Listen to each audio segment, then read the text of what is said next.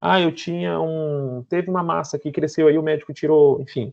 E aí você já consegue fazer inferência sobre isso, tá? Avalie a condição da pele também, condição dos anexos, dos pelos, a distribuição, se tem manchas, se tem lesões, se são lesões escamosas, o tipo de mancha, se é micose, se não é micose, enfim. Avalia, tá? É muito importante a gente não deixar de avaliar também a pele nesse momento. A gente está avaliando pele e anexos. Mas lembram lá atrás que eu falei para vocês que eu não chego no paciente e faço o exame físico separado? Por exemplo, eu não faço só cabeça, pescoço, depois tórax, depois coração. Não, eu faço tudo junto. Então, quando eu estiver lá avaliando a pele, o anexo lá do abdômen, eu já estou avaliando todo o abdômen. Quando eu faço todo o exame físico no coração, no tórax, eu já avalio pele e anexos do tórax também. Então, não dá para eu falar, seu João, tira a roupa, eu vou avaliar toda a pele, avaliar a pele até chegar na unha do pé. Pode pôr a roupa. Agora tira a camisa, eu vou avaliar o tórax. Não, faz tudo junto, tá? Porque senão vocês vão levar uma vida inteira para fazer um exame físico e não vão terminar. Avalie a inturgência venosa, porque existem muitos pacientes que têm bastante alteração, principalmente em fígado, tá? Então, alterações hepáticas importantes. Então, o fígado é um órgão muito importante. Ele tem bastante vascularização, é um órgão extremamente vascularizado, né? Então, a gente tem que tomar muito cuidado. Não sei se vocês tiveram ainda, ou vão ter, a questão da farmacologia, eu acho que vocês ainda vão ter, né? O fígado, ele é um órgão que todos os medicamentos precisam passar para lá para sofrer efeito de primeira passagem, né, que a gente chama. Então, é um órgão que recebe uma demanda fisiológica muito grande, né? Então, uma pessoa que usa muito medicamento, ele provavelmente vai ter alguma alteração hepática, né? Então, isso pode ser avaliado na hora que eu palpar o fígado, isso pode ser avaliado na hora que eu presencio, né? Observo uma turgência venosa muito importante nessa região, então eu consigo perceber que perto do fígado, ou descendo pelo abdômen, na região do flancos, né, eu percebo que tem uma vascularização diferente, tá? Então isso é importante, eu sinalizar isso. Dinâmica, nessa expressão dinâmica, quando ele respira, eu consigo perceber, por exemplo, a presença de hérnias inguinais, hérnias umbilicais, tá? É importante porque às vezes a gente encontra tanto perfil de paciente que o paciente não dá nem atenção para aquela hérnia. Ele fala, ah, não, essa hérnia é normal. Não é normal, gente, não é normal ter hérnia. Então, às vezes, o paciente está tendo uma herniação ali, essa herniação vai causar um estrangulamento da estrutura que está sendo herniada, e aquilo pode causar necrose. Então, o paciente tem que operar de urgência por causa de um problema que poderia ser corrigido, né? Então, a gente vai pegar inúmeros tipos de paciente. E eu sempre costumo falar nas aulas que os pacientes que são os mais simples, os mais humildes, principalmente os pacientes de zona rural, tá? Aquelas pessoas mais antigas, de roça, eles têm vergonha, eles não querem dar trabalho. Então, eles preferem não falar que eles estão sentindo dor, que eles estão tendo problema, porque eles não querem causar, entre aspas, transtorno para a gente. Eles acham que eles estão dando trabalho, né? Eles não têm que dar trabalho. Então, a gente tem que conversar com eles, avaliar corretamente, tá? Respiração também eu avalio, né? Porque eu consigo perceber se está tendo alguma alteração também.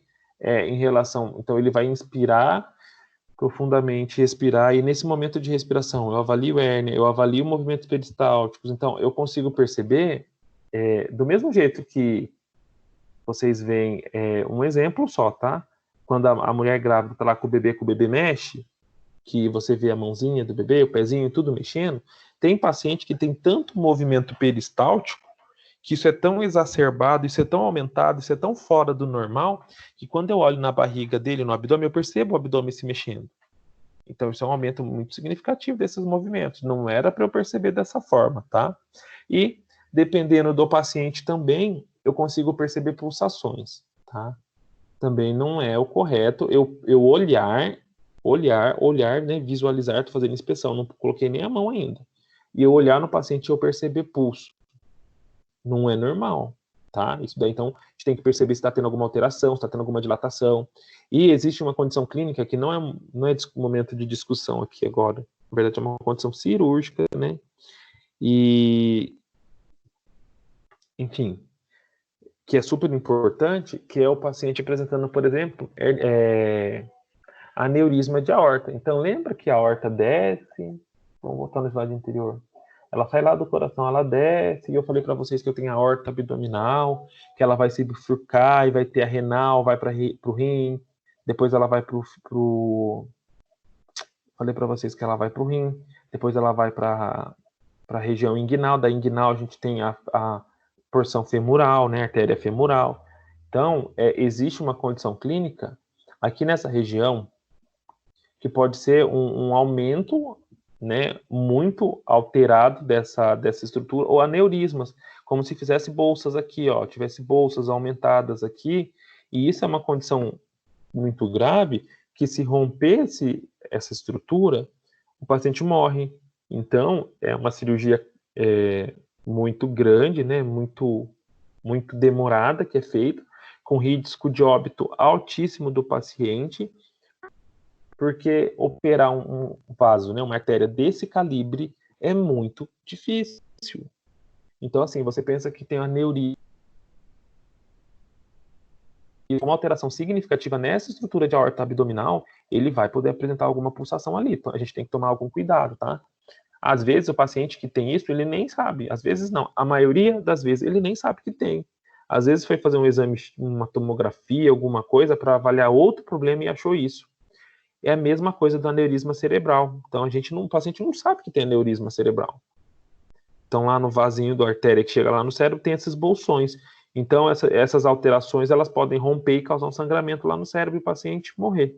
Então, por isso que o paciente que tem aneurisma no cérebro é um paciente que tem que ficar na UTI, porque ele pode romper aquilo a qualquer momento. E além dele ficar na UTI, ele não tem horas, né, que a gente vê que existe uma precaução, né, de ele não fazer movimento nenhum. Então, para ir no banheiro, ele tem que ir na cadeira. Às vezes, ele nem vai tomar banho no banheiro, o banho tem que ser de leito, porque ele não pode se movimentar, até ele ser operado pela neurocirurgia, a neurocirurgia clampear esse aneurisma e corrigir aquilo, porque daí não existe mais risco daquilo estourar e sangrar. Do mesmo modo, essa região abdominal aqui, tá? Então, o aneurisma, né, a abdominal, né, aneurisma de aorta abdominal é gravíssimo e pode levar a óbito o paciente. Por isso que a cirurgia ela tem que ser feita com urgência, por uma cirurgia de alta complexidade, em local que tem um suporte de UTI que seja adequado, que tenha uma equipe de vascular adequada para poder fazer o procedimento, tá? E também contando com equipe complementar de imagem para poder avaliar corretamente essas alterações e correção depois da cirurgia também. Danilo, é mais difícil de sobreviver, né? Pós-operatório?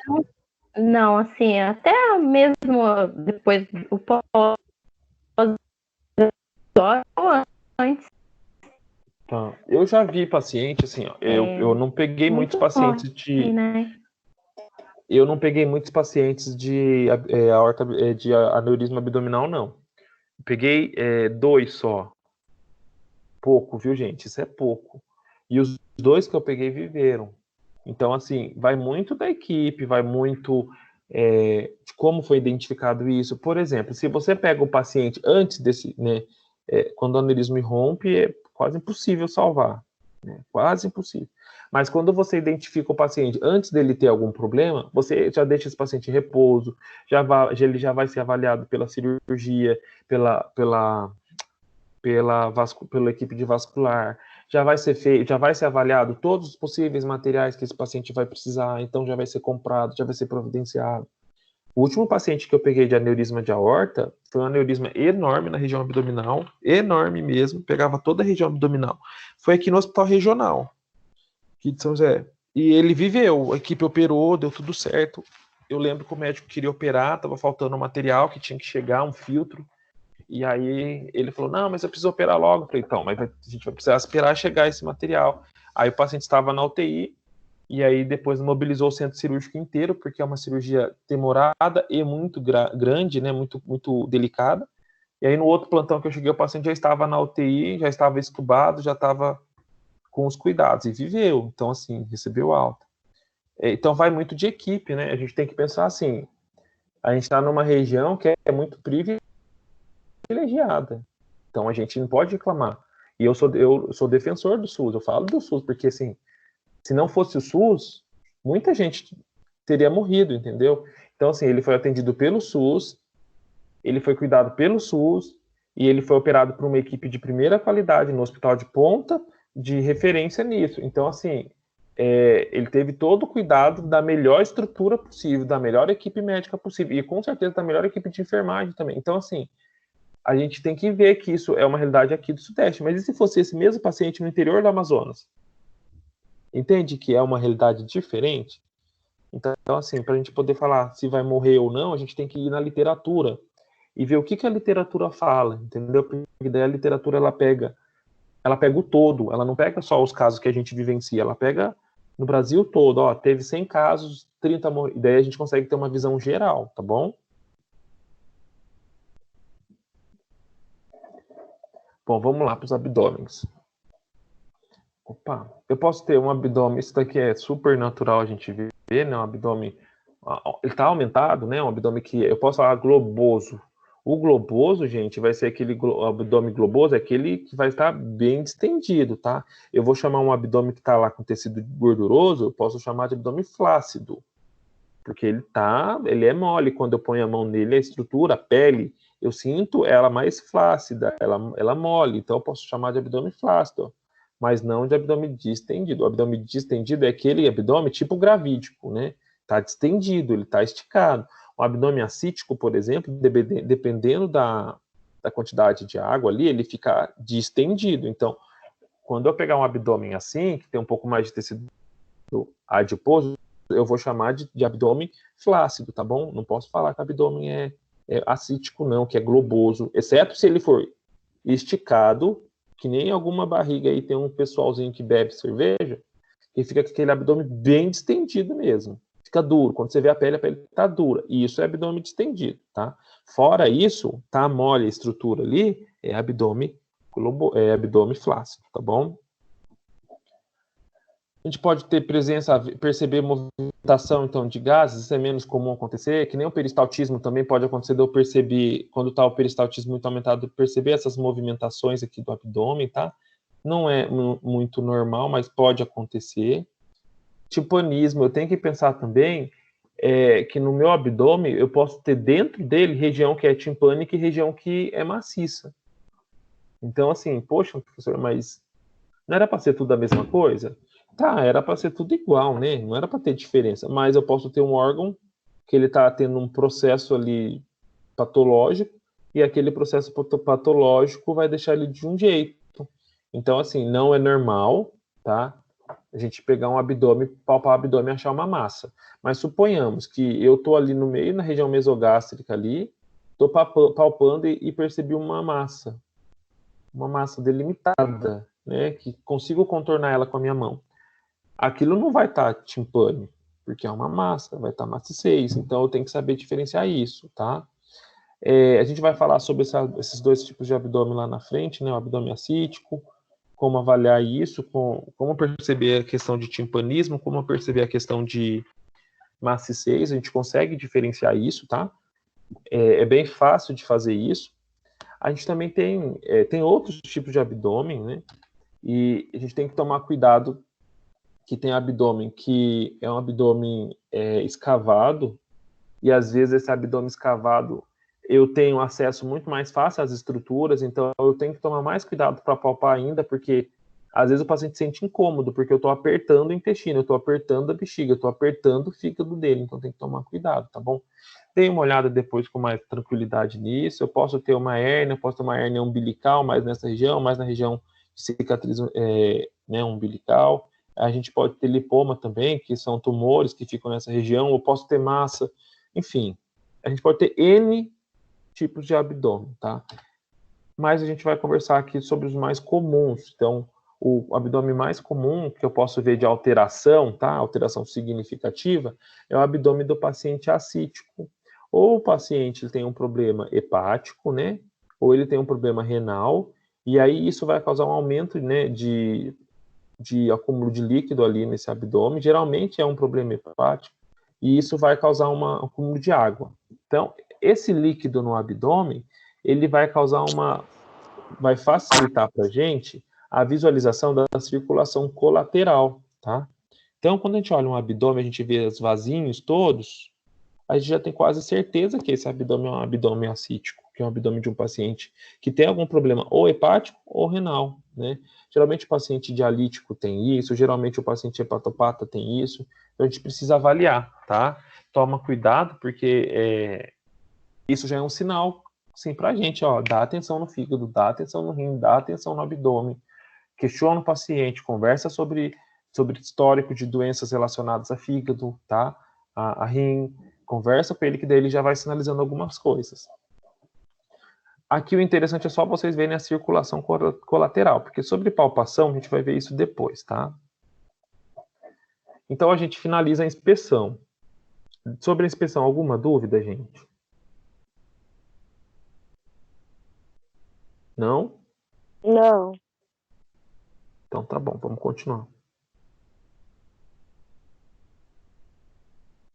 A gente parte então para a ausculta. A ausculta, na verdade, todo exame físico ele deve ser feito num lugar mais privado, né, mais privativo, no sentido de que com menos ruído, com menos interferência externa, com menos barulho de pessoas andando, corredor, máquinas, enfim, às vezes a gente está num local que é aquele barulho, vamos supor que está lá com fone, com celular ligado, TV ligada, então tudo tem que ser o mais tranquilo possível, tá? Para eu poder fazer todas as etapas de todos os exames físicos.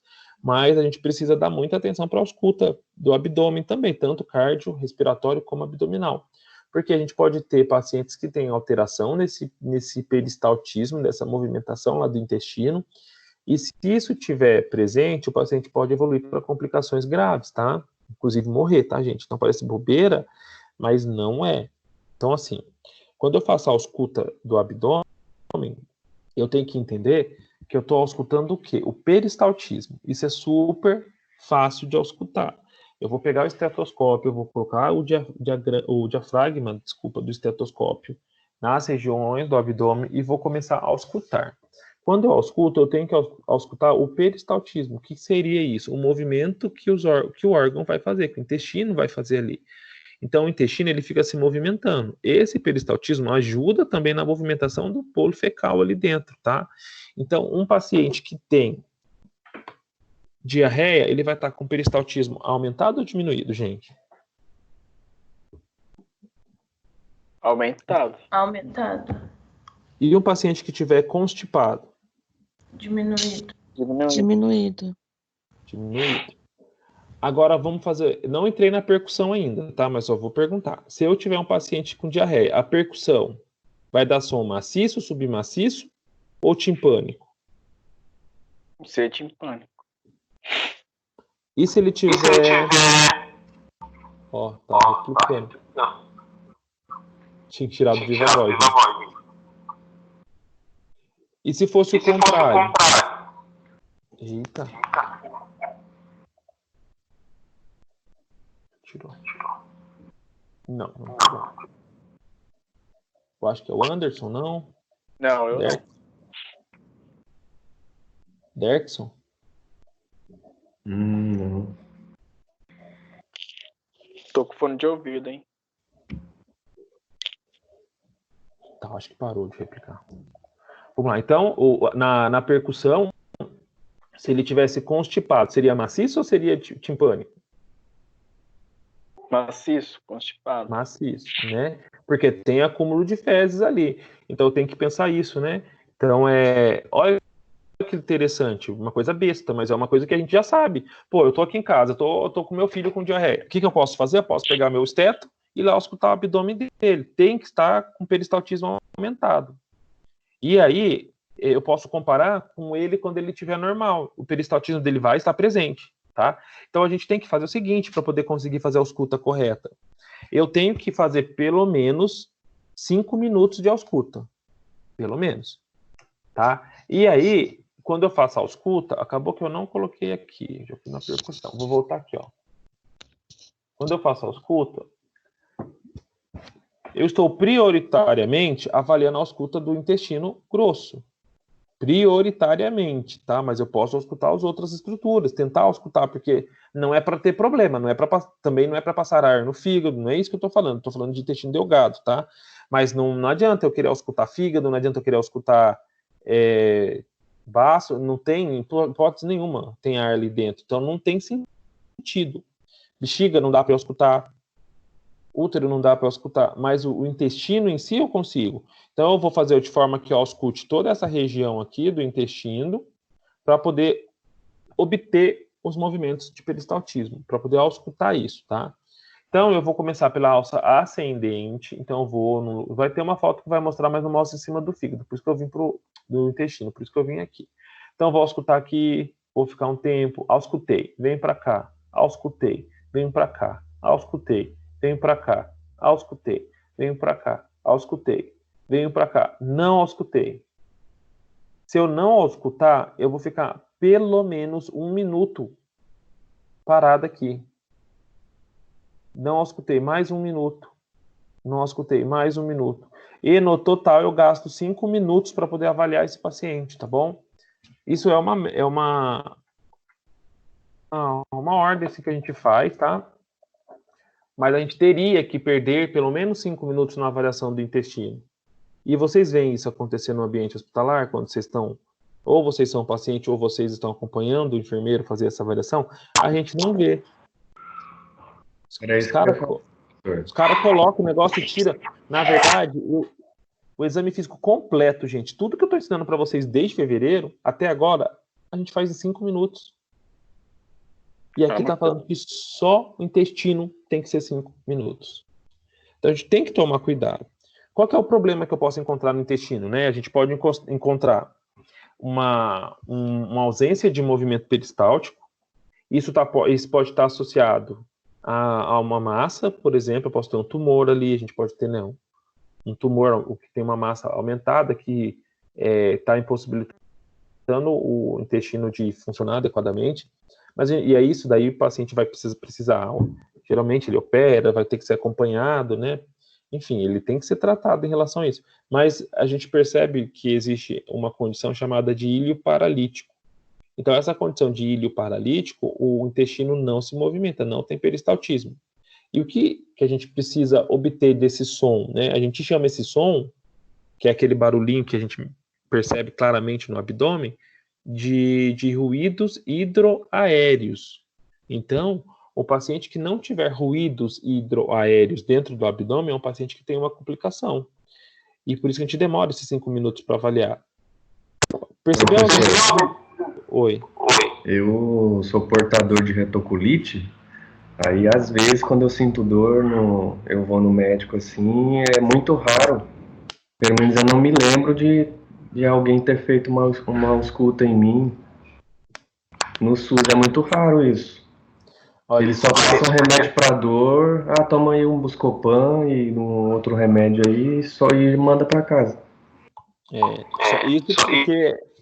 Isso porque você foi com uma queixa abdominal, né? É complicado. Mesma coisa que você ir com uma queixa cardiológica, né? E a pessoa não dá atenção à queixa, à ausculta do coração. É complicado, viu? Só por Deus. Mas tá bom. A gente tem que rezar para que os profissionais atendam a gente corretamente, e você pode questionar também, né? Com todo o cuidado, com toda a atenção. Ou você mesmo se avalia quando você tiver dor. Agora você percebe se isso vai ser aumentado, se esse ruído hidroaéreo vai diminuir, se vai aumentar, como que vai ficar. Mas o ruído hidroaéreo, o que ele é? Por que a gente fala hidroaéreo? Porque a gente tem líquido ali dentro, porque quando o bolo fecal, né, antes dele se formar em fezes ainda, tem líquido ali, tem enzima, tem suco gástrico, enfim, a gente não, né, tem essa secreção gástrica, e aí ele tem ar junto, porque a gente acaba engolindo ar. Então tem que ter esses dois sons. Então o som normal, na ausculta eu chamo de ruído hidroaéreo. A condição de ilho paralítico é quando eu não ausculto isso, quando não tem peristaltismo nesse intestino. E aí é uma condição grave que daí o paciente precisa ir para UTI e tudo, e tem que ter um tratamento totalmente diferenciado. Além disso, é menos comum a gente, se não ausculta nem o intestino, quem dirá auscultar sopros de artérias, né? Então, assim, é bem menos comum. Mas existe essa possibilidade de, na ausculta do abdômen, a gente colocar na região da artéria, lá na região mesogástrica, a gente conseguir, da região das artérias renais, que é próximo aos flancos, né, bem próximo, e na região gástrica que a gente conseguir auscultar a artéria aorta, tá? Então, auscultar sopro, tá, gente? O que a gente consegue fazer, que eu já falei que eu acho que eu não coloquei aqui, é palpação, eu não coloquei. Eu acho que eu falei na última aula. Se, por exemplo, a gente pegar e colocar a mão bem nessa região aqui e palpar ela, a gente pode ser que a gente consiga sentir uma pulsação. Essa pulsação é exatamente aquela aorta descendente, né? A aorta que desce para levar sangue lá para renal, para femoral, enfim. Então a gente consegue sentir. Só que no caso dessa etapa propedêutica de ausculta, o objetivo aqui é perceber se tem algum sopro, tá? Então é menos, se é incomum fazer isso para poder palpar, imagina para auscultar, né? Então a gente nem vê isso acontecer, mas é uma parte do exame, tá bom? Passando da ausculta, a gente faz a percussão. A ausculta é super simples, gente. É auscultar mesmo se tem ruído ou se não tem ruído, e se é aumentado ou se não é aumentado, tá bom? Pode falar. Tira uma dúvida para mim, né? Voltando ali em relação à aorta descendente ali, então, quando em questão de auscultar ali e perceber, eu não entendi muito bem. Tá. É normal? Não é normal. Não é normal. Não é Porque, normal, né? Assim, o que a ausculta visa observar, né? A gente, lá no coração, a ausculta, ela visa observar a ausculta das bulhas, que é o fechamento das válvulas, né? Tanto semilunares quanto as atrioventriculares. É só isso que a gente ausculta. E o que mais a gente ausculta além disso? Sopros. A gente ausculta sopros. Então, a ausculta na região da aorta abdominal seria para eu auscultar sopro. Só que isso daí não é normal ter, entendeu? É difícil, é uma condição clínica que não é normal. Então, por isso que a gente nem vê isso acontecer quando a gente vai no médico. Ninguém ausculta sua aorta abdominal, é raro. O que a gente pode fazer, que eu falei para vocês que é mais fácil de se perceber, é palpar. Se eu pegar uma pessoa magra e eu palpar essa região, eu consigo sentir o pulso. Mas aí é pulso, não é ausculta, entendeu? Então só tá aqui porque faz parte. Talvez aquele paciente com aneurisma poderia ter alguma alteração ali, entende? Mas é difícil a gente perceber isso, porque não é feito, porque nunca tem alteração, tá? Só a título de curiosidade mesmo. Se alguém falar, você auscultou a aorta abdominal? Não auscultei. Aí você vai lá e ausculta. Às vezes o paciente chega lá, está lá no hospital, e você vê um caso desse, você lembra da aula e fala assim, caramba, eu vou auscultar. Porque pode ser que nunca na vida você veja algum sopro ali, entendeu? Só para título de curiosidade mesmo. Bom, percussão. Então a gente já fez inspeção, percussão, ausculta, agora a gente vai na percussão. Na percussão, eu vou tentar percutir o intestino também, para poder avaliar se os sons que estão lá dentro, eles são timpânicos, maciços ou submaciços, tá bom? O que vai me dar de diferença isso? O som normal, seria eu ter um abdômen timpânico e submaciço. Mas eu poderia ter um abdômen maciço, tá? Então, o abdômen maciço é aquele abdômen de paciente constipado, que está vários dias sem evacuar. O abdômen maciço, ele pode ser de um paciente que tem alguma massa, algum tumor, alguma coisa ali no intestino, tá bom? O abdômen submaciço é o abdômen normal, de uma pessoa que tem uma frequência intestinal normal, é uma pessoa que não tem alteração nenhuma, entendeu? Então, assim, é tranquilo. E o abdômen timpânico é aquele abdômen que o intestino da pessoa, teoricamente, está vazio. Então, só tem ar ali dentro.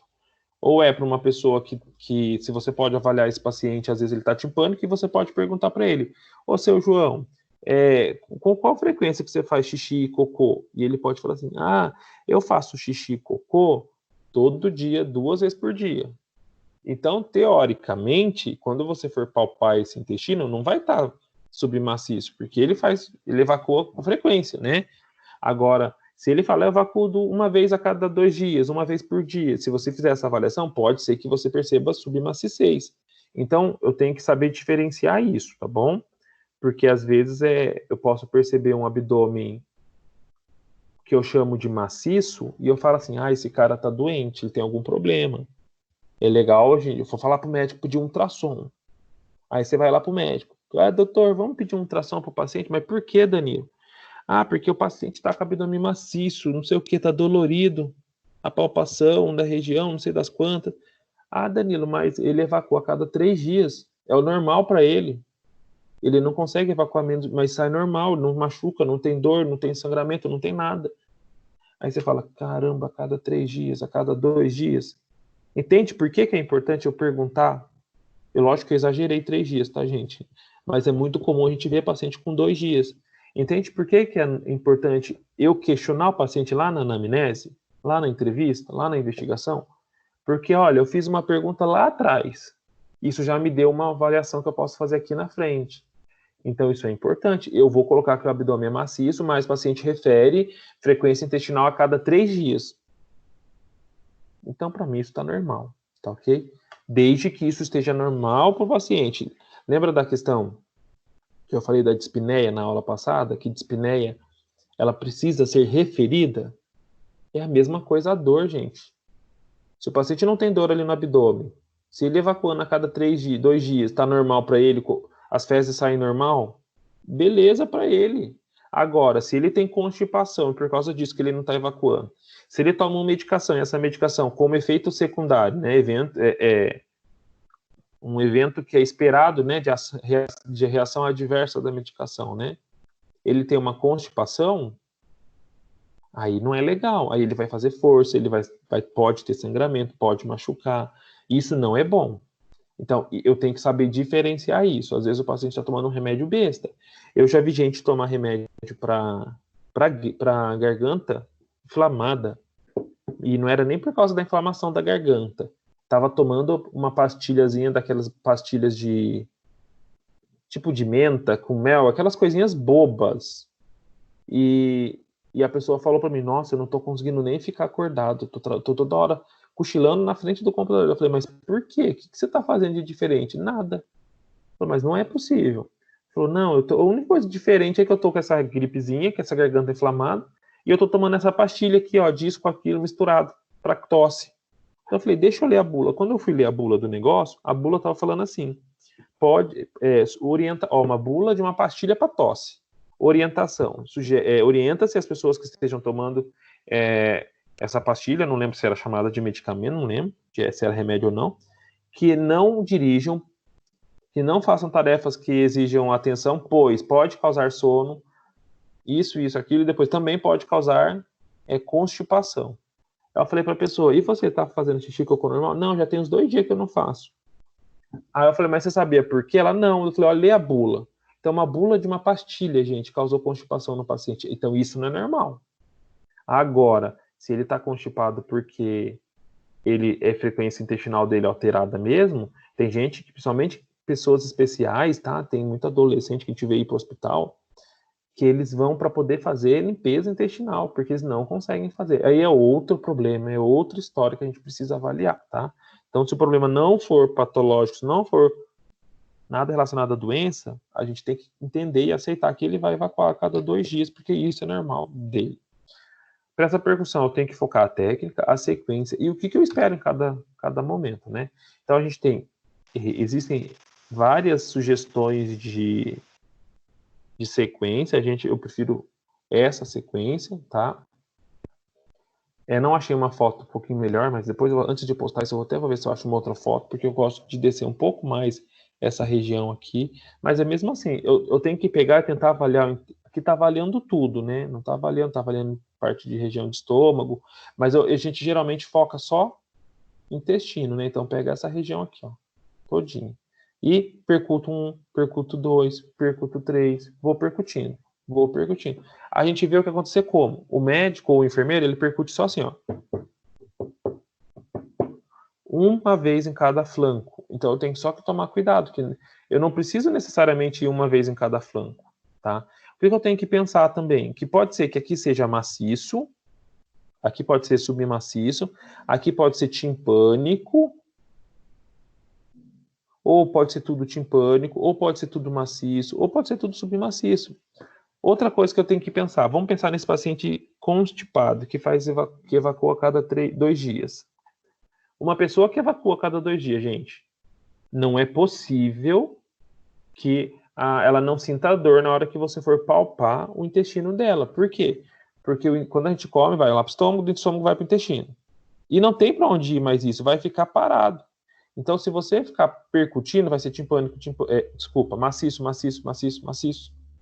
Se você palpar, às vezes você sente que o paciente, você olha na face do paciente, você sente que ele percebe dor ali nessa região abdominal, porque a gente está apalpando bem essa região do intestino. Então, eu posso também perceber essa dor. Então, se ele é constipado, na percussão eu só tive som maciço, quando eu for palpar, provavelmente vocês vão conseguir palpar e vocês vão perceber, se ele não for gordinho, né, se ele for bem magrinho, e vocês vão perceber que ele sente dor na hora que vocês palpam.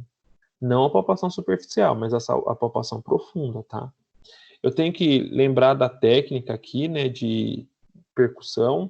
Eu preciso fazer essa percussão apoiada, né, então não dá para fazer percussão direta, né? Tem que ser indireta, porque eu preciso apoiar a minha palma da mão sobre a pele do paciente, porque o tecido ali é flácido, é diferente do tórax, por exemplo, que eu conseguiria percutir direto, né? E o ideal seria eu fazer pelo menos 3 repetições em cada local que eu avaliar, tá bom? Não ficar muito longe do paciente. Tem gente que percute e fica 2 metros, 3, 4, estica a mão e fica lá, pá, longe do paciente. Não é. O ideal é eu ficar perto. E também não preciso colar o ouvido lá na pele do paciente, mas eu ficar próximo para eu poder auscultar esse som, tá bom? Percussão, acabou. Tranquilo, super fácil. Alguma dúvida disso, gente? Não. Não. A palpação, essa palpação ela agora vai ser o último passo propedêutico. Vamos tirar 10 minutos de intervalo, gente? O que vocês acham? Vocês querem continuar direto? Pode ser direto. Pode ser? Todo mundo de apoio, de acordo? Acho que é melhor, né? Eu não tirei nenhuma vez, vou tirar agora, né? Oi. Eu fiquei na dúvida sobre, você comentou sobre a dispneia, que tem que ser referida.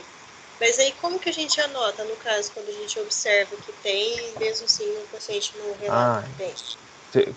Você anota assim, ó. Paciente apresentando respiração de tanta frequência, de tantas incursões respiratórias por minuto, visivelmente com auxílio de musculatura acessória, visivelmente com isso, entende que você vai colocando tudo que você vê?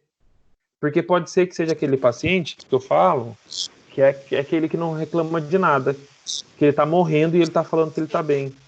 Então, você fala assim, paciente não refere dispneia, todavia apresenta 30 frequências respiratórias por minuto, uso de musculatura diafragmática, esforço mostrando gradil costal, engurgitamento. Então, assim, você pode citar na sua anotação, na sua evolução, todos os problemas que você está vendo.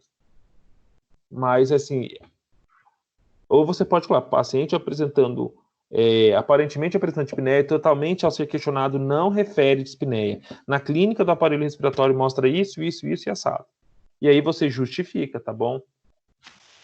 Entendi. Tudo bem, Jéssica? Agora sim, eu vou falar o que a gente faz na prática, tá? Esse daqui que eu tô te ensinando é o mais correto, né? O mais certo. Na prática, a gente vai e anota que o paciente está em dispneia, só que a gente deixa de levar em conta o que ele falou, entendeu? E o ideal não era fazer isso. Mas na prática do dia a dia, a gente acaba anotando dispneia. Só que não seria o mais ideal. Agora, se ele não cita nada, se ele fala que ele está mesmo com dificuldade, anota dispneia. Não perca tempo. Entendi. Cortando aqui. Obrigada. Nada. Então a gente chegou no último passo propedêutico, tá, gente? Na última etapa do exame físico. E aí, a gente vai ter agora alguns testes mais específicos, mas assim, tudo bem tranquilo mesmo. Então, assim, dá para vocês pegarem e fazer aí em casa, na casa de vocês, sei lá, com filho, com filha, com mãe, com pai, com namorado, namorada, marido, mulher, dá para fazer. Sugestão que eu dou é que treine, tá, gente? Porque não sei como que ficarão as práticas. Então, assim, faça isso em casa, tá bom? E vocês vão ver que dá para fazer tudo certinho. Põe o slide aí no celular, chama a pessoa, pede para ela deitar e faz. Ah, uma coisa que eu não expliquei lá no começo. Exame físico, tá? Do abdômen, o paciente precisa estar deitado, tá bom, gente? Não tem como eu fazer exame físico com o paciente de pé. Porque, assim, como que eu vou avaliar um negócio que está de pé, uma estrutura? E quando ele está deitado, as estruturas, elas não têm... O efeito da gravidade é bem menor. Então, assim, eu consigo avaliar elas com mais clareza do que se ele estivesse de pé, tá?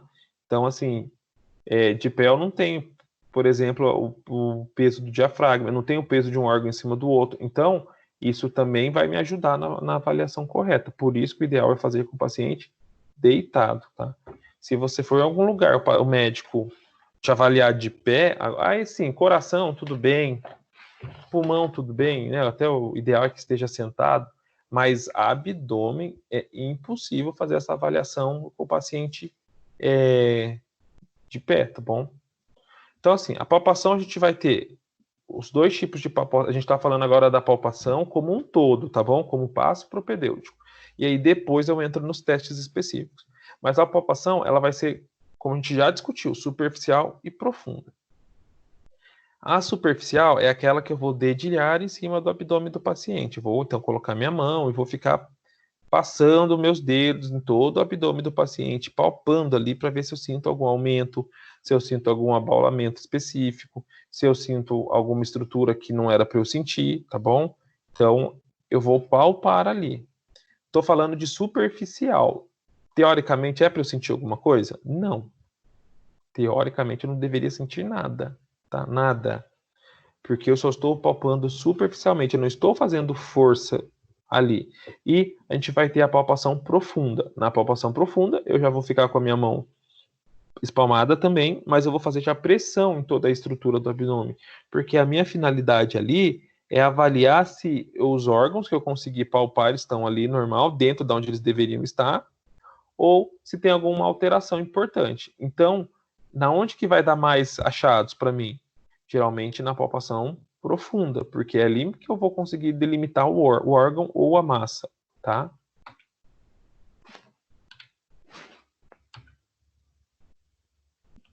Aqui só um exemplo. Sempre, gente, como do mesmo jeito que eu falei que eu tenho que estar em um lugar mais privativo, que eu tenho que ter um lugar mais silencioso, eu sempre protejo o paciente de modo a não expor esse paciente desnecessariamente. Então, assim, não vou ficar expondo genitália, não vou ficar expondo mama, não vou ficar expondo... mas é homem, professor. Não é porque é homem que vai deixar ele inteiro pelado. Cobre.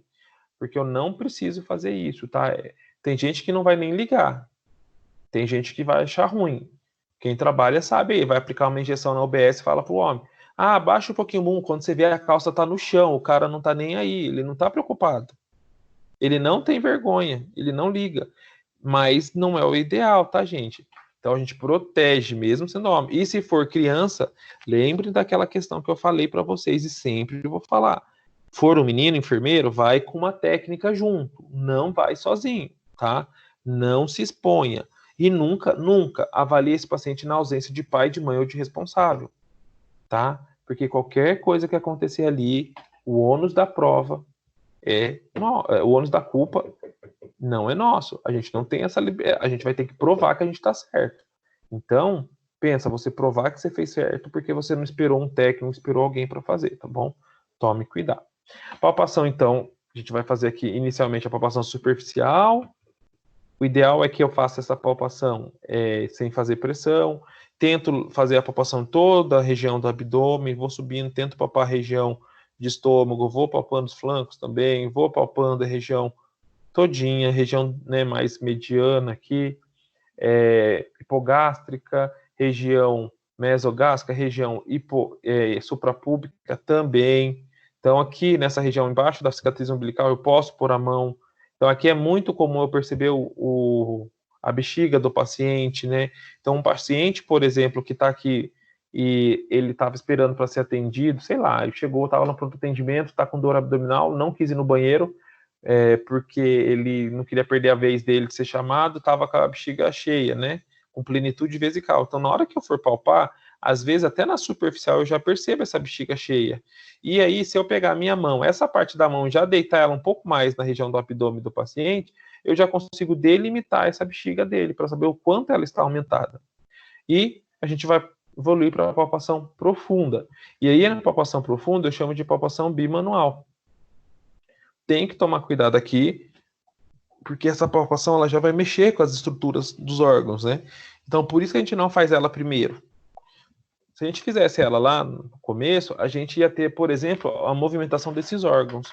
E se o paciente tivesse dor referida por causa de alguma alteração, a gente não conseguiria evoluir nesse exame físico. Então, isso também não é legal, isso também não é agradável. O paciente não te deixa continuar, tá? Aqui eu vou palpar. Pode perguntar. Só repete para mim, fazendo um favor. No caso, essa que o senhor está mostrando agora é a palpação bimanual, que é a profunda. A outra Isso. palpação é como que é mesmo? A outra tá superficial, não tá profunda. Essa é superficial, que eu faço com a mão espalmada.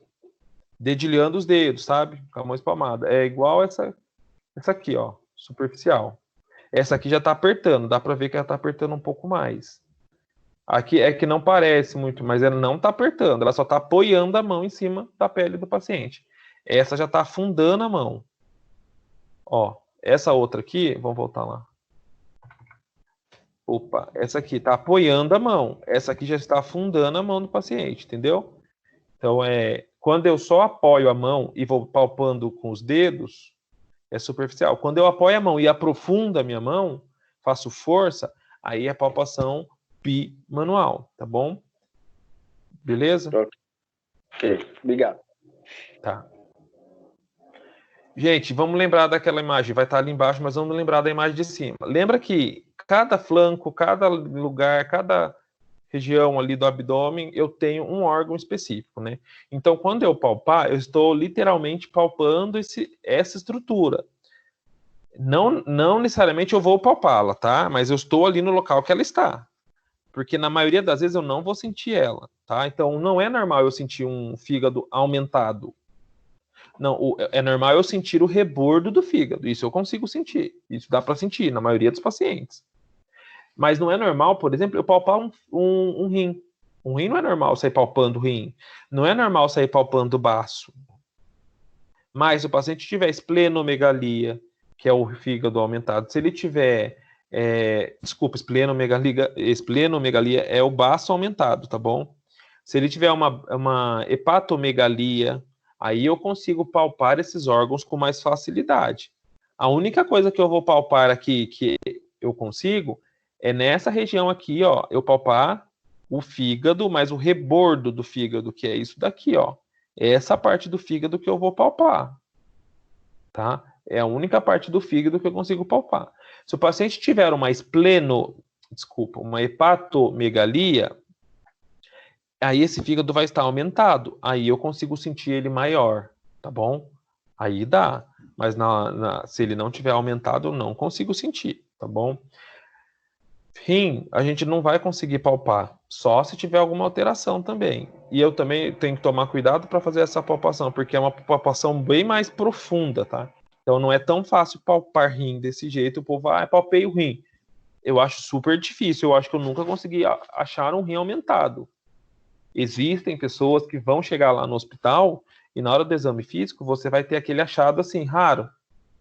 O coração está do lado errado, o rim está muito aumentado, mas é difícil de você achar isso, tá, gente? Então a gente passa porque pode acontecer, mas não é normal disso acontecer. Então lembrem que eu tenho todas essas estruturas aqui, baço nessa região mais ou menos, tá? Então eu vou poder tentar palpar o baço. Professor, o estômago, ele é mais difícil também? É que o estômago a gente não consegue palpar direito, né? Porque ele é uma estrutura oca, né? Flácida. A gente consegue percutir. Então, se você pegar na região do estômago, vai dar timpânico se você não tiver comido, né? Sei quem não tomou café ainda, quem chegou do serviço ainda não teve tempo, por exemplo, se percutir o estômago, vai ver que vai estar timpânico. Se você almoçar e depois percutir, vai ver que vai estar maciço, submaciço. Então, percussão é fácil. Agora, palpação do estômago é difícil de fazer, porque é um órgão mole, é um órgão totalmente flácido. Então, você vai tentar percutir, ele vai ficar delimitando. Tudo aquilo que a gente está tentando palpar são órgãos maciços. E eles não são ocos por dentro, entendeu? Então, ó, o fígado, ele é maciço. O rim, ele é maciço. Então, por isso que a gente consegue delimitar, a gente consegue perceber, tá? O baço, ele é maciço, então a gente consegue fazer essa delimitação com a palpação. O estômago, não dá para fazer isso, tá? Entendi. Existe a gente aprende isso na faculdade, vocês vão aprender, eu aprendi.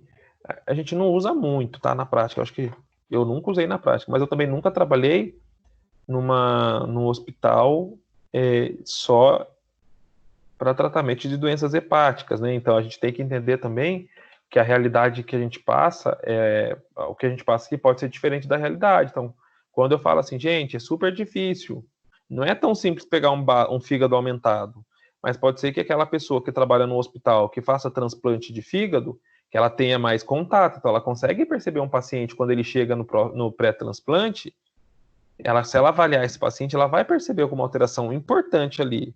Ou eu trabalho no Hospital do Rim, lá em São Paulo. Tem um monte de paciente que faz tratamento clínico, que nem transplantou. Então, pode ser que eu consiga palpar esse rim do paciente. Então, assim, não significa que é difícil para a gente no nosso contexto.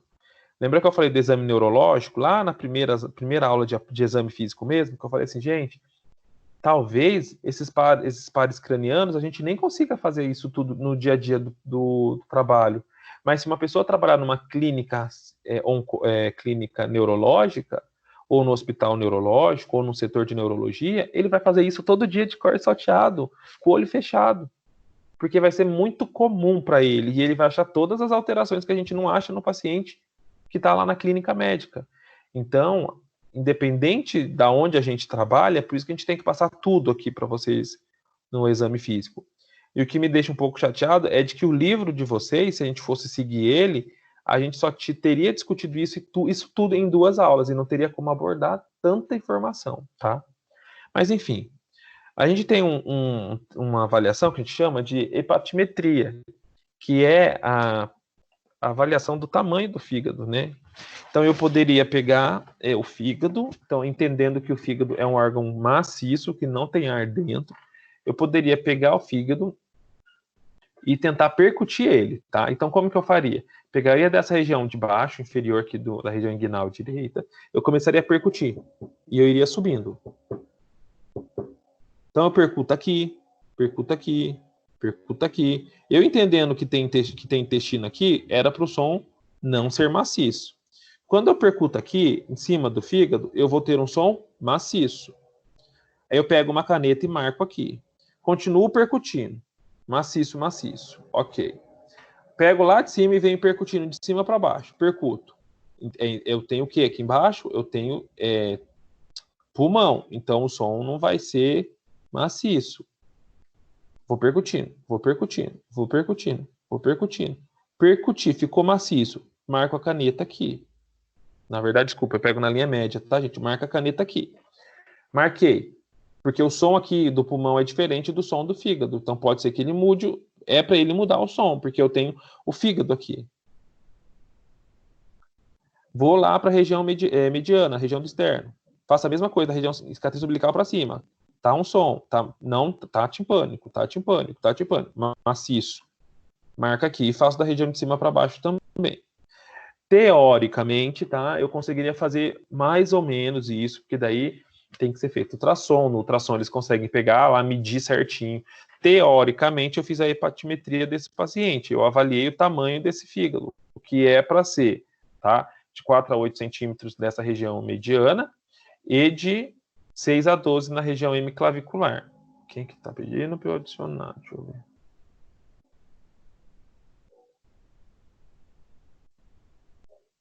Lidiane caiu, então. Beleza. Então, eu consigo fazer essa medida. eu vou falar para vocês assim, minha experiência. Eu nunca precisei fazer isso no hospital, até porque todos os pacientes que vinham transferidos ou que eu recebia no hospital, eles já vinham com ultrassom, já vinham com essa medida muito feita, então já era um exame de imagem muito mais específico. Então nunca precisou fazer, nunca vi médico fazer também. Alguém quer perguntar alguma coisa? Professor, Oi. essa palpação é realizada na criança da mesma forma que é realizada em adulto? Tudo igual, da mesma forma. Ah, tá. Só com muito mais cuidado, né? Mas tipo, os passos são os mesmos, os testes são os mesmos, tudo igual. Só que em escala reduzida, em força reduzida. Tá bom? Ok. Tá ok. Professor, quem tem esteatose vai sentir dor, né? Quem tem o quê? Esteatose. Ciatose. Esteatose. Esteatose, vai. Entendi agora, entendi. Nossa, vai. Geralmente ele vai ter dor se você ficar palpando ali, entendeu? Então, a gente vai ver duas palpações ali, que são 3 palpações, que são palpações do fígado. Então, se ele sentir dor, você nem evolui essa palpação. Porque você está mexendo, é que daí a gente viu agora a medida, agora a gente vem na palpação. Então, assim, palpação é chata, gente, palpação de estrutura de órgão, porque é palpação profunda. Se você causar dor ali, o paciente não vai te deixar. Então, assim, se ele já está referindo, você tenta. Se você já começou, ele já está com dor, com a cara de dor, você já nem evolui para essa palpação, tá? Então, qualquer lesão ali no fígado, não é só esteatose, qualquer lesão. Então, eu posso ter um fígado, uma hepatomegalia. Às vezes, a hepatomegalia não está relacionada a... Porque a gente vê muito assim, o paciente ouve muito falar, tá? Isso é um termo até errado. A gente ouve falar assim, o paciente está com o fígado muito... fulano está com o fígado... Né, falou que igual sola de sapato, sola de chinelo. Eu ouvi já falar isso muitas vezes com o pessoal com os pacientes hepáticos que eu cuidei. Aí eu falo assim, não, mas por que tá falando que tá com fígado com sola de... Daí ele fala assim, não, o médico falou que tá tudo duro. Então, esse paciente, talvez na hora que você palpar, ele não sinta tanta dor, porque para ele já tá duro, não tá sentindo, não tem tanta sensibilidade. Mas é muito comum a gente ouvir falar que o médico foi fazer o transplante no paciente, e aí quando ele foi transplantar o fígado no outro paciente, quando ele tira o receptor, quando eles foram abrir o receptor para tirar, o fígado desfazia na mão do médico. Eu já ouvi muito médico falar isso, né, cirurgião de transplante hepático. Até porque eu trabalhei numa época num lugar que fazia isso. Aí o médico falava assim, daí a gente falava depois assim, ei, doutor, deu tudo certo? Ah, deu sim. Fui tirar o fígado do fulano, o fígado já estava desfazendo na minha mão. Então, um paciente desse, que você vai palpar, ele vai sentir muita dor. Então, a gente não vai ficar palpando, né? Então, a gente tem que tomar esse cuidado. Mas isso daí vai de paciente para paciente, de clínica para clínica. A gente está fazendo uma palpação e a gente não consegue enxergar como que é esse órgão de verdade. Então, a gente tem que tomar cuidado, tá? Independente de que paciente for, chegou um jovem saudável, dando cambalhota, pulando, com dor de cabeça, você vai palpar o fígado? Vai com cuidado, porque pode ser que ele tenha uma sensibilidade maior em relação ao outro, mas não significa que ele esteja doente, tá? Ó, palpação do fígado. A gente vai passar as 3, mas eu vou focar na palpação em GAR, né, e na palpação de mão espalmada também, que é a que a gente mais faz.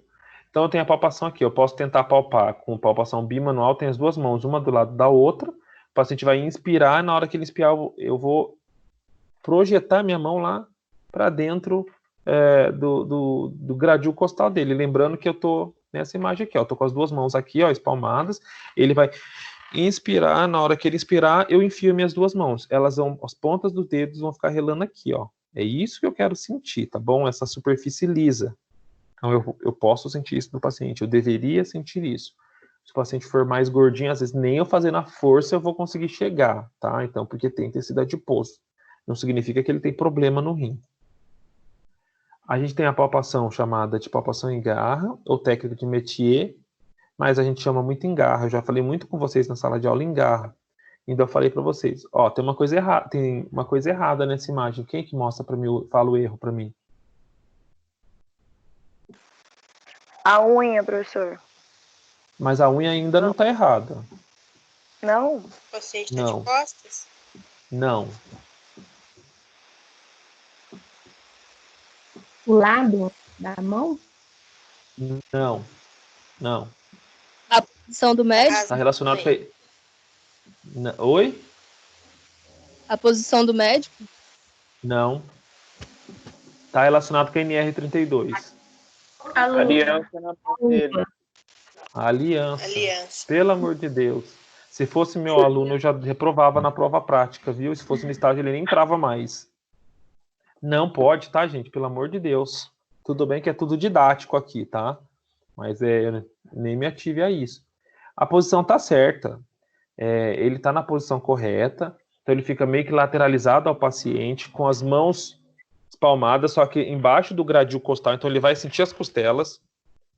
E aí, na hora que ele parar de sentir a costela, ele vai deixar a mão ali, relaxada. Ele vai pedir para o paciente inspirar. Na hora que o paciente inspirar, ele vai enfiar os dedos. Ó, ele vai enfiar os dedos, tá? Então vai ter que fazer força para poder enfiar os dedos. E isso dói. Aí entra no que as meninas falaram da unha. Eu não posso ter unha grande, senão eu machuco o paciente, tá, gente? E eu tenho que tomar muito cuidado. A gente pega inúmeros perfis de paciente. A gente não sabe quem que a gente está atendendo. Pode atender uma pessoa psiquiátrica ali, uma pessoa doida, e a pessoa falar que você estava machucando ela, que você fez de propósito. Enfim, a gente não sabe. Tomem cuidado, tá? Então, unha sempre rente à pele. E ele inspirou, eu enfio a minha mão ali, eu projeto a minha mão, eu introduzo. E eu tenho que sentir, teoricamente, o rebordo do fígado. O rebordo do fígado, gente, deveria ser uma estrutura macia. Eu deveria sentir uma estrutura macia. Só que a gente tem que pensar também que eu não sinto ele direto na mão, porque eu tenho uma pele em cima, né? Eu tenho essa pele. Então tem as camadas da pele. Então não é tão macio. Mas tentem entender como se vocês estivessem com fígado de boi na mão. Não sei quem come, quem não come, fígado de boi ou fígado de galinha. Pensa no fígado de galinha quando vocês estão mexendo com ele na cozinha lá para fazer. Ele não é muito esponjoso, macio. É basicamente essa maciez que vocês deveriam sentir. Só que coloca que tem uma camada de pele em cima. Então não vai ser tão molinho daquele jeito. Mas vai ser liso, mas vai ser macio. Né? Vai ser macio. Tem muito paciente que apresenta alteração, e aí entra aqueles casos que eu falei, quando o cara fala assim, o médico disse que eu tenho o fígado igual a sola de chinelo. Quando você perceber que o paciente relatou, ou ele não relatou e você palpou, e você percebeu que essa estrutura está bem mais dura, que você percebe que tem alguns caroços, aí sim você consegue ter achados anormais. Achados que não deveriam acontecer. Aí você pode ver um ultrassom, você pode conversar com o paciente, e aí ele pode falar. Se for um paciente hepatopata que está em fila de transplante, muito provavelmente essa palpação vai dar alguma alteração, tá? Então não é normal. Agora, se eu pegar qualquer um de vocês, deitar lá na maca e a gente fazer isso, a sensação que eu deveria sentir aqui, na ponta da minha mão, era a sensação de um fígado mais macio, de algo bem liso, sem alteração, tá? E a gente tem a palpação também chamada de Torres-Lemos, que é uma palpação onde eu vou apoiar a mão por trás do paciente na região posterior. Então, aqui a mão está espalmada lá atrás, eu estou empurrando essa região para cima, e com a mão espalmada, eu vou fazendo pressão na região embaixo do gradil costal, para eu tentar, como se eu estivesse tentando, só, gente, é só tentar, fazer apertar o fígado entre as duas mãos. Então, isso não é tão fácil de fazer. Isso requer um pouco mais de cuidado. E ao mesmo tempo que eu estou apertando, eu estou empurrando esses dedos para dentro, tá? Então, assim, o fígado não fica aqui, o fígado fica aqui, ó. Então, na hora que ele pegou a pele do paciente, estava aqui em cima, ele apertou, e agora ele empurra isso para poder sentir essa região aqui do fígado, tá? Do mesmo modo, eu não falei aqui, ó. Opa, aqui, quando eu faço a palpação bimanual.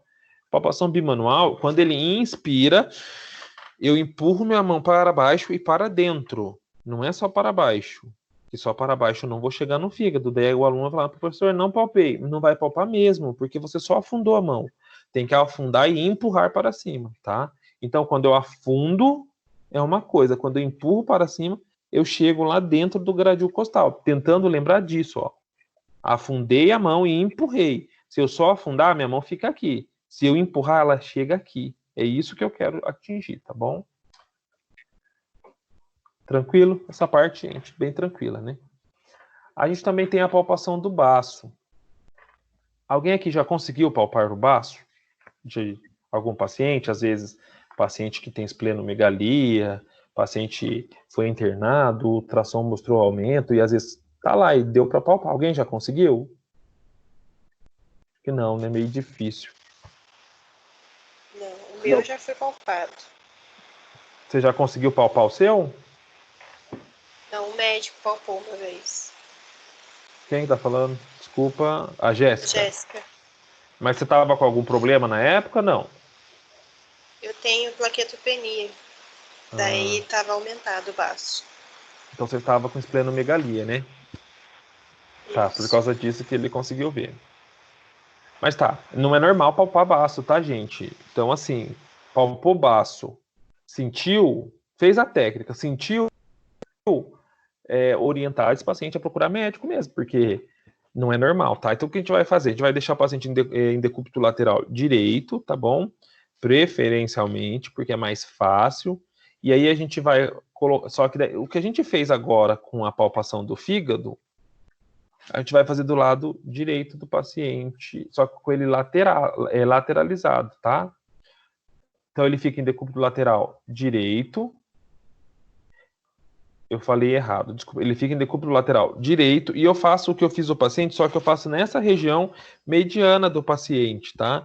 Então, nessa região média, mais ou menos, em vez de palpar em cima de onde eu palpei do fígado, eu venho mais para a região média, só que ele estando em decúbito lateral direito. Então, eu lateralizo esse paciente, coloco a mão atrás do paciente e aí eu vou palpar essa região, tá? Então, essa região aqui. O baço não é fácil de palpar, então tá bem no meio. Se ele sentir alguma coisa, aí o que não é normal sentir, essa região, essa estrutura redonda nessa região, o ideal é encaminhar para médico, tá? Então, não é normal ficar palpando baço, isso é um achado muito específico. Então, tem que ver que problema que o paciente tem, porque às vezes é um tratamento que ele precisa ser feito, às vezes ele não sabia nem que ele tinha o problema, e aí pega, e aí já fica sendo acompanhado pelo médico, daí resolve todos os problemas dele, fica mais fácil. Beleza?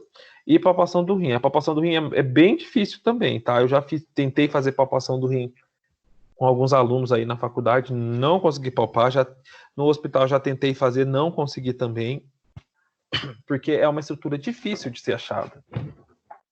O pessoal acha que é fácil achar o rim, não é fácil, tá? Então é muito difícil. E também, não é que é difícil de achar, é que não é para ser palpado. Então, assim, ele está numa região que você não vai conseguir palpar. Então, se você palpou, é porque alguma coisa tem ali, tá bom? Então, inicialmente, a gente vai fazer a delimitação dessa região.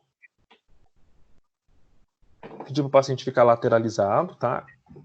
E aí eu coloco a mão na frente, na região do abdômen do paciente, como se fosse uma parede mesmo para segurar, porque senão eu fico empurrando, as estruturas ficam se mexendo. E eu palpo atrás. Gente, dá só um segundinho, por favor.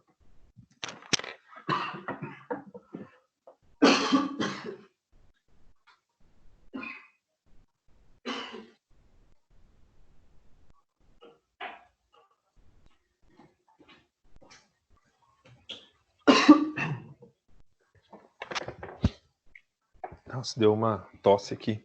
Desculpa. Eu lateralizo o paciente, então, e faço a palpação. Ele vai ficar lateralizado, a minha mão vai ficar na frente, tá? Então, teoricamente, eu coloco a minha mão não dominante lá na frente do abdômen dele, do lado do rim que eu quero avaliar, e aí eu faço uma pressão na parte posterior. Então, nessa região aqui eu faço pressão, tá?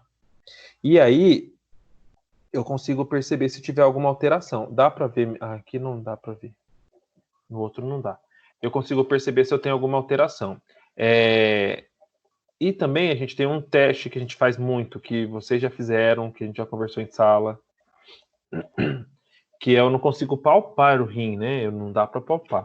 Mas eu consigo perceber se o paciente tiver algum problema ali relacionado à região renal, que se eu fizer algum teste desse, eu vou conseguir, ele vai sinalizar para mim. Então, aqui tem o desenho, aqui tá bonitinho o desenho, né? Então, o paciente, ele vai ficar sentado, e aí eu vou pegar minha mão, ela vai estar assim, fechadinha do jeito que esse menino tá, ou ela pode estar aberta, do jeito que essa menina deixou aqui, ó, tá vendo? Aberta. Tá? Ó, aqui tá de pé, mas a gente deixa o paciente sentado. E aí eu vou dar soquinho, que começa daqui para baixo e vai subindo, tá? Começa aqui de baixo e vai subindo os tapinhas que eu vou dando com a mão espalmada. Oi. O médico, quando foi para descobrir que a minha apêndice tinha rompido, ele fez esse soquinho na ponta do meu pé, na sola do meu pé. Aí eu sinalizei onde estava doendo. Isso, eu sinalizei onde estava doendo. Aí foi que ele pediu um raio-x para ver o que era, né? Que eu sinalizei na apêndice mesmo. Aí que foi no raio-x que saiu que estava rompido, sabe? Aí ele deu esse soquinho. Nossa, na ponta do pé eu desconheço. Eu conheço o que a gente vai discutir na aqui. Sola do pé. O que eu desconheço é o que a gente vai ver aqui em aula, né? Que eu trouxe o que a gente vai ver e que é o que a gente faz muito no hospital, muito mesmo. E que são 2 testes básicos, que é a avaliação de abdômen, mas na sola do pé eu desconheço. Depois eu vou até pesquisar, daí eu coloco como material complementar, tá bom? Obrigado por passar, porque eu não sabia mesmo. Bom, aqui ele está socando para avaliar rim. Então, se o paciente tiver uma pielonefrite, se ele tiver uma nefrite, se ele tiver qualquer problema renal, cálculo renal, então nem se fala. Né? Se ele tiver um cálculo ali, ele vai gritar de dor, e vai gritar mesmo. Então, a gente tem que tomar muito cuidado para fazer esse teste, tá? Não precisa ser, se você fizer muito leve, o paciente não vai sentir nada, só que a gente não precisa fazer forte para machucar. A gente tem que fazer um pouco de pressão só, então dosar bem a mão. Por isso que eu prefiro fazer com a mão espalmada, porque se eu fizer com a mão fechada, sem querer eu faço com mais força, tá? Então a gente avalia o jeito que é melhor para cada um aí fazer, tá? A gente também tem, na avaliação do abdômen, como a gente já tinha discutido lá no começo, a questão dos abdômenes que são assíticos, né? Então, o abdômen assítico, eu preciso saber avaliar se isso se o abdômen distendido, assítico. Eu preciso, de verdade, avaliar o que tem dentro daquele abdômen. Se é água, se é massa, se é tumor, eu preciso saber avaliar para poder falar mesmo que é o abdômen assítico, né?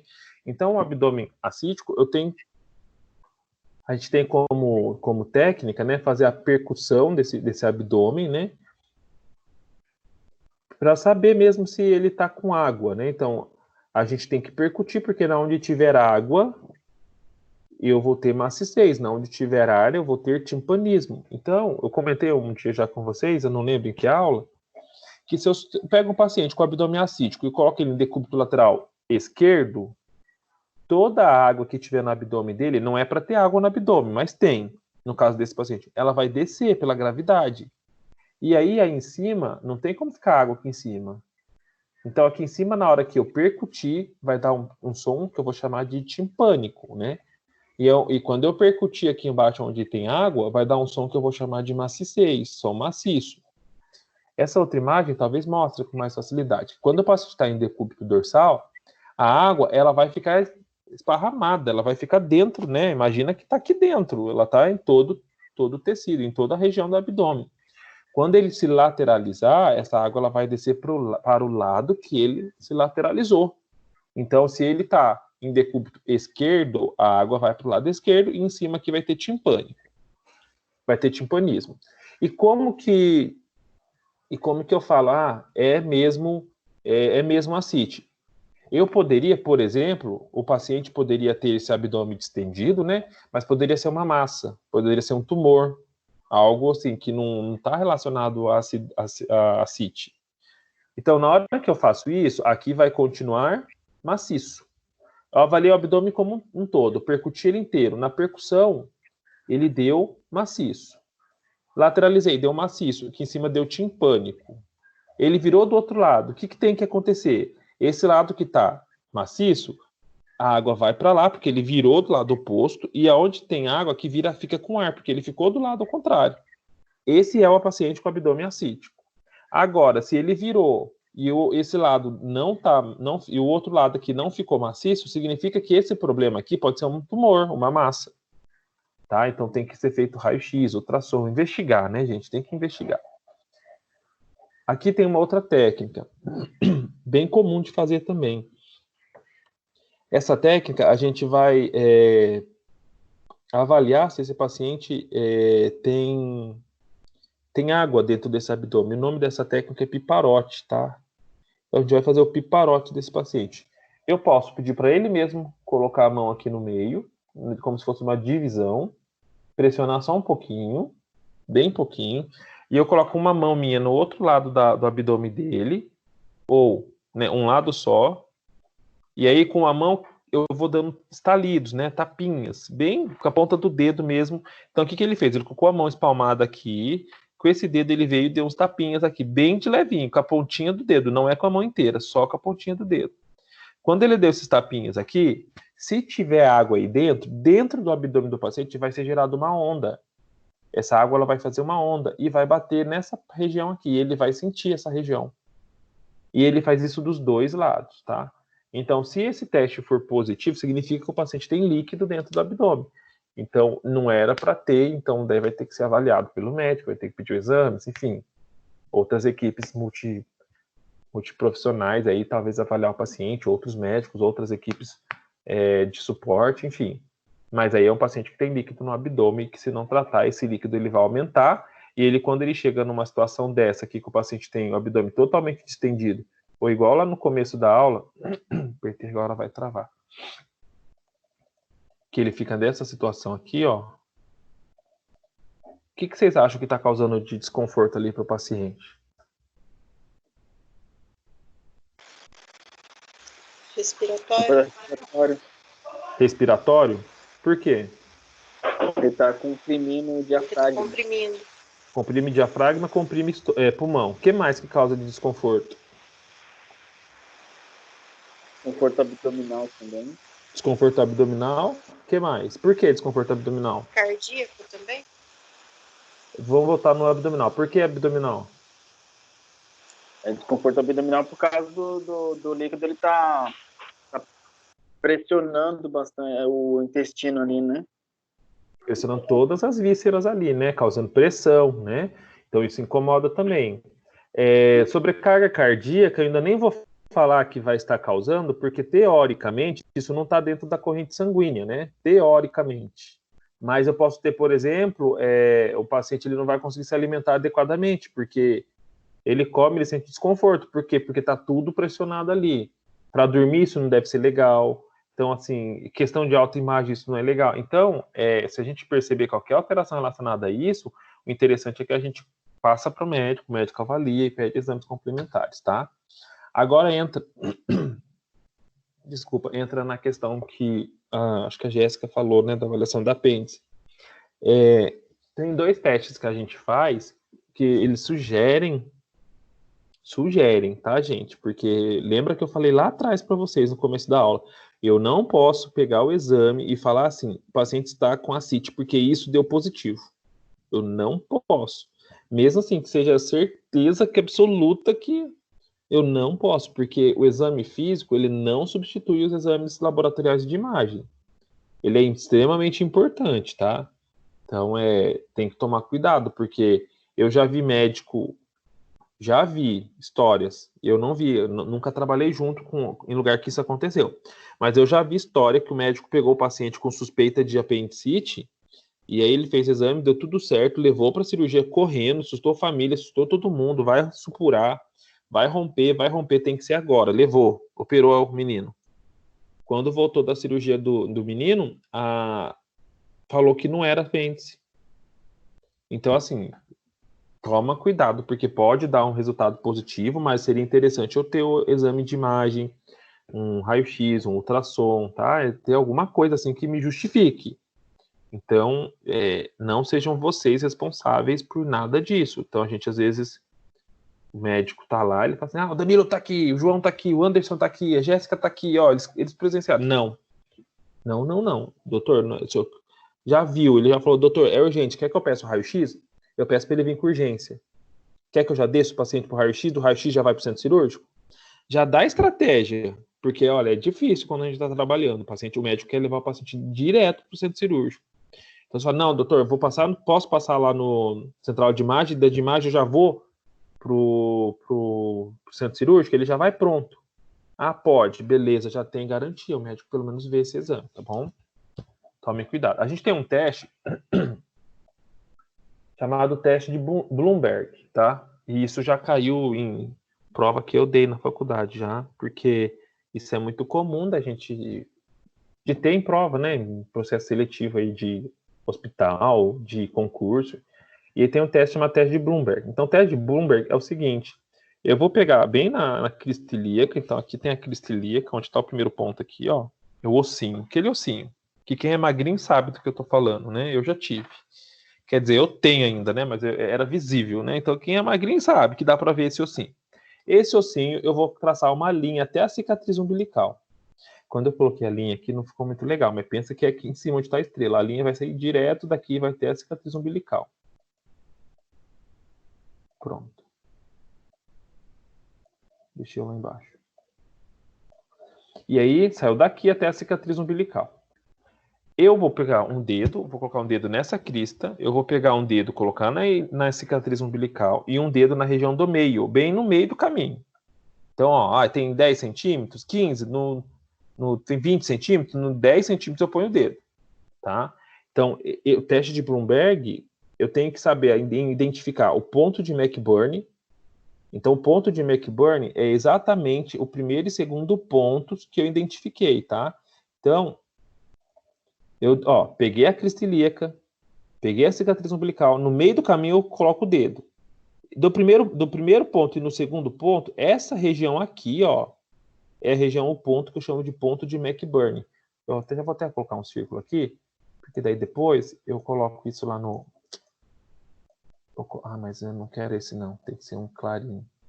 Eu coloco um que... eu coloco lá no slide já pronto para vocês. Aqui. Não vai dar, vier para trás. Não, deixa quieto, depois eu arrumo. Exclui. Então, nessa região aqui eu tenho o ponto de McBurney. É aqui que a gente vai avaliar do paciente, tá? Então, se eu fazer uma palpação ali e ele referir dor, nessa região aqui, significa que ele tem Bloomberg positivo.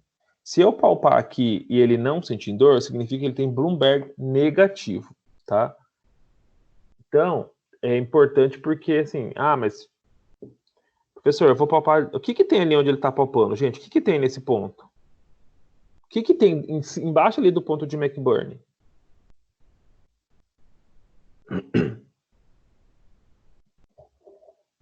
É o apêndice? Tem um apêndice.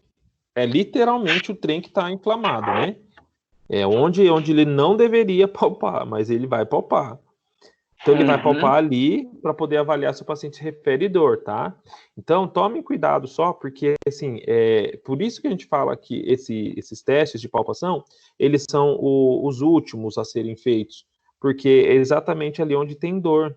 E a gente fica pensando assim, nossa, mas vai palpar? Tem que palpar, gente. Não tem muito o que ser feito.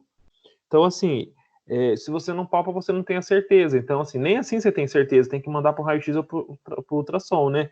Mas, enfim, primeiro e o segundo ponto, depois que eu faço essa linha imaginária, da crista ilíaca até o apêndice, até a cicatriz umbilical, eu delimito o primeiro e o segundo ponto. Nessa região eu tenho um ponto chamado de ponto McBurney. Nessa região eu vou vir com a minha mão, depois eu tiro a mão daqui e vou fazer uma pressão aqui. Se ele referir dor, gritar, chorar, significa que o teste de Bloomberg é positivo, tá? Eu tenho outro teste também, que é o sinal de Hovsing, que esse sinal é quase a mesma coisa, só que a diferença é que o médico vai palpar a região oposta. Então, em vez de ele palpar direto ali onde está o apêndice, essa imagem ainda está até melhor, porque ela mostra o intestino e o apêndice aqui, ó. Em vez de ele palpar direto ali, ele palpa na região oposta. Então, ele colocou as duas mãos no outro lado. Então, aqui, ó, vê nessa imagem. Esquece isso. Ele pôs as duas mãos aqui, pressionou, fez pressão e soltou rapidinho. Afundou as duas mãos, apertou, soltou rapidinho. O que vai acontecer, né? Se ele sentir dor referida nesse lado oposto, significa que o sinal de Hovsing é positivo. E aí ele tem sugestão de apendicite. Sugestão. Por que acontece isso, né, gente? Porque assim, você pressionou aqui uma estrutura, você profundou a mão e soltou rapidinho. Então, a gente chama de dor de rebote também. Então, ele tem uma dor de rebote. Então, você pressionou de um lado por conta de você soltar rápido, a estrutura interna mexe, então ele sente mexer, e aí lá no final ele vai sentir dor. Desculpa, no outro lado ele vai sentir dor, tá? Então, esse também é um teste para investigar presença de apendicite, tá bom? E basicamente eu acho que é isso, nossa matéria de abdominal. Alguma coisa, gente? Algum apontamento, alguma dúvida? Professor, deixa eu tirar uma pergunta aqui em relação, por exemplo, quando o paciente tem rompe a aorta descendente dele, ele chega a apresentar vômitos com sangue? Não deveria. Não, ele pode apresentar por outro problema, mas se ele rompeu a aorta, o sangramento vai estar dentro do abdômen, não vai estar dentro do intestino, do aparelho gástrico, entendeu? Vai ser uma hemorragia interna, professor. Vai ser interna. Não, porque eu atendi um tempo atrás desse, eu atendi um paciente na residência lá e ele... Cheguei lá, foi uma cena, assim, bem terrível, sabe? E ele tinha vomitado bastante sangue, só que ele já... Não sei o que aconteceu, alguma coisa rompeu. Será que não era? Eu fiquei na dúvida agora. Então, assim, ó, tem paciente que tem varizes esofagianas. Uhum. Então, assim, o caso... desculpa. Os casos, assim, em que há bastante hematêmese e a gente não sabe investigar, tem que avaliar se não são varizes esofagianas, porque as varizes esofagianas, elas ficam sangrando ali no esôfago, né? Então, às vezes, isso sangra bastante, rompe algum vaso ali, né? E aí ele começa a sangrar, e ele vomita isso. Tem que ver mesmo. Entendi, tá Mas bom. eu não acredito que tenha relação nenhuma, não, porque é um sangramento interno, e para ter comunicação Imagina que sangrou, ó, tudo que está sangrando que a gente falou, se você pensar que teve um acidente vascular e que o acidente vascular causou um sangramento, ó, cadê a foto? Porque ele fica com... Ué? Aqui. Ó, vamos supor que rompeu aqui, ó. Tá dentro do abdômen, tá vendo? Então, ó, vai ter contato com o fígado, com todos os órgãos. Mas o estômago tá aqui. O estômago não tá aberto, não tem nenhuma passagem. Só se foi um trauma que causou um sangramento. Não sei. Não tem como isso daqui entrar dentro do estômago, entendeu? Não tem como o sangue que ficar aqui solto entrar dentro do intestino. Exceto se ele teve uma lesão de tudo. Ele teve um trauma e o trauma rompeu tudo, e aí rompeu o intestino, rompeu o fígado, Agora, o sangramento vai ser interno, daí os sinais clássicos disso vão ser hipotensão, pele pegajosa, fria, cianose central, porque ele vai morrer rapidamente, porque sangra muito, tá? No caso da varize esofágica... Oi? Esse paciente ele estava apresentando uma cianose central, bem importante, e na ocorrência foi chamado como PCR, né? Chegamos lá, esse rapaz estava caindo dentro do banheiro. E aí eu pensei que fosse ter alguma coisa em relação a isso, mas pelo que o senhor falou, provavelmente pode ser alguma varize esofágica. Se fosse varizes esofágicas, é que não vai ter esôfago aqui, né? Não vai ter. Mas se fosse, tá aqui o esôfago, aqui ó, esôfago. Então, ela, no corpo todo do esôfago pode ter essas varizes dilatadas e aí isso causa sangramento. Se romper alguma coisa, o sangue cai no estômago, vai causar vômito, vai causar... né, porque daí ele vai ter estímulo de vômito e ele vai vomitar. Pode ser isso. Pode ser também lesão no... Pode ser, tá, gente? Não sabe. Pode ser lesão também no pulmão e ele pode eliminar sangue, só que daí se for no pulmão, o sangue vai ser aquele sangue vivo, muito forte, sabe? Por causa dos alvéolos. Então, tem que avaliar tudo, tá? Gente, para finalizar. Foi rápido?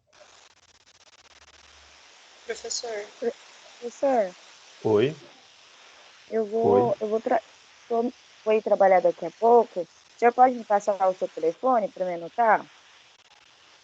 Passo. Deixa eu só finalizar aqui, eu vou finalizar a aula, só um minutinho.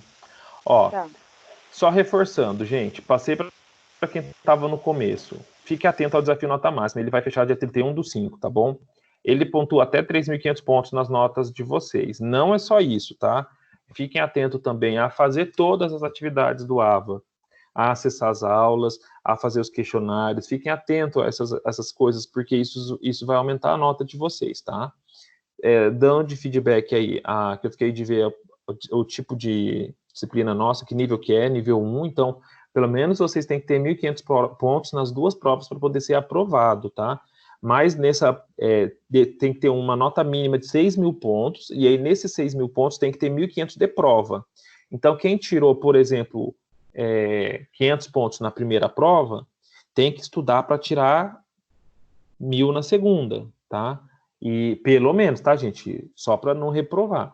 Mas a segunda prova vale 4.000 pontos. Então, assim, de 4.000 pontos, tirar 1.000 tá super fácil, é super tranquilo, tá? Então, isso aqui finalizou. Eu vou postar, eu queria tirar uma foto da turma, gente. Não dá pra gente colocar a imagem. Eu vou fechar aqui, vou encerrar o compartilhamento.